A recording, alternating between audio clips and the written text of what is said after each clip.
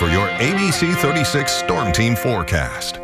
Well, it's been good to see the sunshine the last couple of days here in central and eastern Kentucky, starting the melting process of all the snow and ice that has been in place. But we've got more Arctic air on the way. In fact, some of it already beginning to filter in. A few snow showers tomorrow. It's going to usher in, again, really the main batch of Arctic air we're expecting this week. That'll be tomorrow. And then single-digit lows with feel-likes even below zero on the table at times during the early mornings through the midweek. We have another system for the upcoming weekend. Rain initially Saturday, but we could see a bit of snow potential on the backside wrapping up the weekend, especially to the east. Got a long way to go there, but something we'll keep an eye on. We had some clouds this morning here in the Bluegrass spreading eastward, and there's been a bit of a gradient temperature-wise with our southern southeast counties managing to reach the mid to upper 30s, even around 40 or so. Checking out downtown Mount Sterling, Montgomery County, now 28, so along the I-64 corridor, dropping below freezing. Checking out Jackson County, you can actually see a little bit of the ground from some of the snow melt there near McKee at the Mesonet. 33, so the farther south and southeast, temperatures just finally beginning to drop back into the mid-30s, still 40 there in Manchester. Meanwhile, we're into the upper 20s, so the longer that it stays clear this evening, the quicker we'll drop off into the teens with a few spots, maybe even single digits in the morning. Wind chills already into the upper teens and low 20s with still a bit of a breeze. Air temperatures not even getting out of the teens up in Indy today, 16 now. They were 19 a little while ago.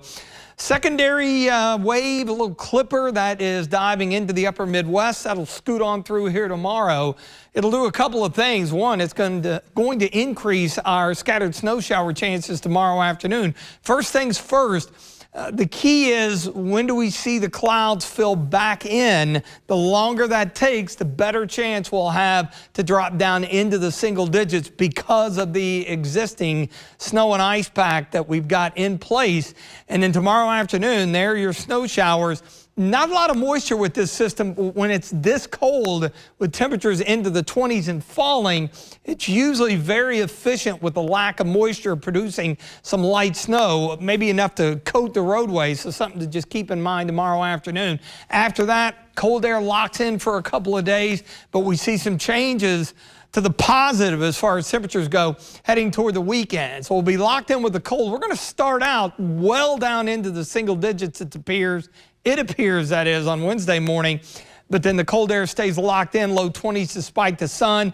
We'll start to see more of a return flow on Thursday. So look at that recovery back into the mid-30s.